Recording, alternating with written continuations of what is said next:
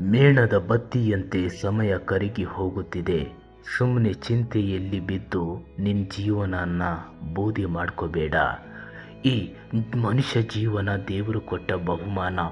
ಸುಮ್ಮನೆ ಚಿಂತೆ ಚಿಂತೆ ಚಿಂತೆ ಮಾಡಿ ಚಿತೆಯಲ್ಲಿ ಬಿದ್ದು ಜೀವನನ ಬೂದಿ ಮಾಡಿಕೊಂಡು ಬದುಕಿದ್ದು ಸತ್ತಂತೆ ಬದುಕಬೇಡ.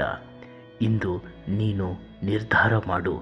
ನಿನ್ನ ಬದುಕಲ್ಲಿ ನಿನಗೆ ಇಷ್ಟ ಬಂದ ಹಾಗೆ ಬದುಕ್ತೀಯಾ, ಅಥವಾ ಯಾರೋ 4 ಜನ ನಿನ್ನ ನೋಡಿ ನಗ್ತಾರೆ ಅಂತ ಅವ್ರ ಬಗ್ಗೆ ತಲೆ ಕೆಡಿಸಿಕೊಂಡು ಅವರಿಗೆ ಇಷ್ಟ ಆಗೋ ಥರ ನಾಟಕದ ಬದುಕು ಬದುಕ್ತೀಯಾ?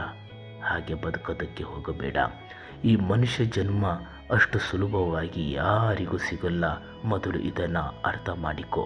ನಿನ್ನೊಳಗಿನ ಭಯವನ್ನು ಸಾಯಿಸಿಬಿಡು. ನೀನು ನೋಡಿ ನಗ್ತಾರೆ ಅನ್ನುವಂತಹ ಜನರನ್ನು ನೋಡದ ಹಾಗೆ ಇರು. ನಿನ್ನ ಬದುಕಲ್ಲಿ ಗುರಿ ಇರಲಿ. ಆ ಗುರಿಯಲ್ಲಿ ನಿನ್ನ ಬದುಕಿನ ಬಂಡಿ ಸಾಗ್ತಾ ಇರಲಿ. ಆವಾಗಲೇ ನೀ ಜೀವನದಲ್ಲಿ ಏನಾದರೂ ಸಾಧಿಸೋಕ್ಕಾಗೋದು. ನಿನ್ನ ಜೀವನ ಸಾರ್ಥಕವಾಗುವುದು. ಎಷ್ಟು ದಿನ ಅಂತ ಸುಮ್ಮನೆ ಚಿಂತೆ ಮಾಡ್ತೀಯ ಹೇಳು? ಇಲ್ಲಿ ಹೆತ್ತ ತಾಯಿ ತಂದೆಯನ್ನೇ ಜನ ಇವತ್ತು ಮರ್ಯಾದೆ ಕೊಡ್ತಾ ಇಲ್ಲ, ಪ್ರೀತಿ ಕೊಡ್ತಾ ಇಲ್ಲ.